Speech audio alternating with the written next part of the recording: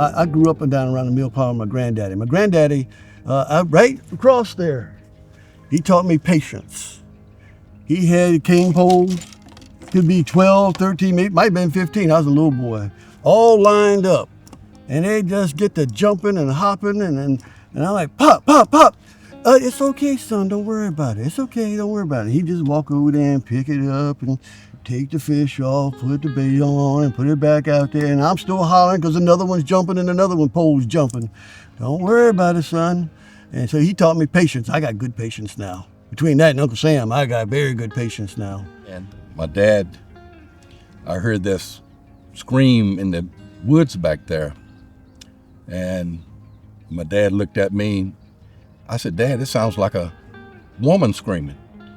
He looked at me, he said, son, if you go back there, you won't be coming back.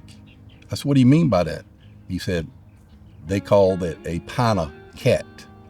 We ate a lot of fish. Well, they did eat a lot of fish. Yeah, but herring used to be thick up in this river. They had these dip nets, and you see boats out there all the time, and they dip them, coming in from the ocean to spawn and stuff, and they dip them out. And you got kind of shorter herring nowadays, but this place used to be loaded with them. They say at one time you could walk across this river on the back of sturgeons. There were so many sturgeons in here, This was an enormous river. I mean, it was full of fish, and it just brought a lot to the area, Like I said, we had the herring roe. We always got together and had a herring fry. Y'all smell them honeysuckles? Mm-hmm.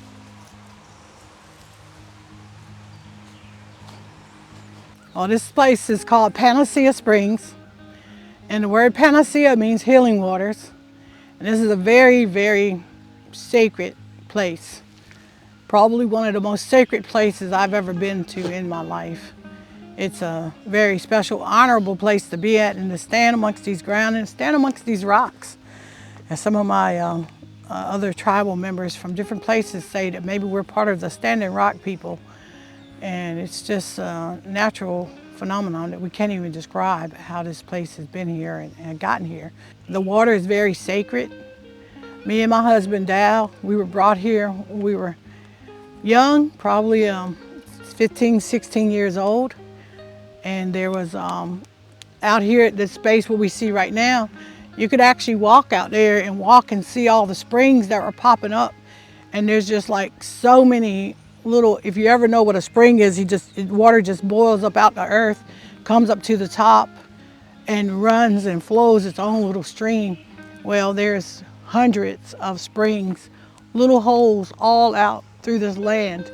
And when I first came here, we could actually walk out there and walk into the water, but then they dug it all out and made it into the sort of like the pond that it is now.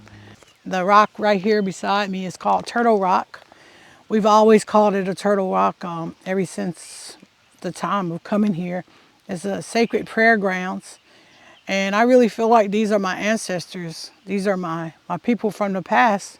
We are part of the Tutelo, Saponi, Tuscaroras, Nansemond, and the Gingiskin people who were always right here. Our people lived all along the Roanoke River and Neuse and all the rivers that are around here. We lived on those rivers.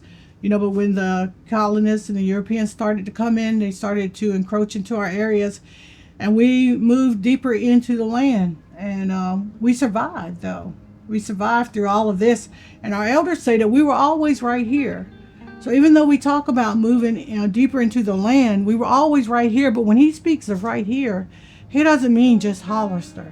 He means we were always right here in this whole area, expanding all the way out to the Roanoke River. And then we moved into this area to survive. They said we hid into the woods. My mother would say they took all the good land and they threw us up into the rocks.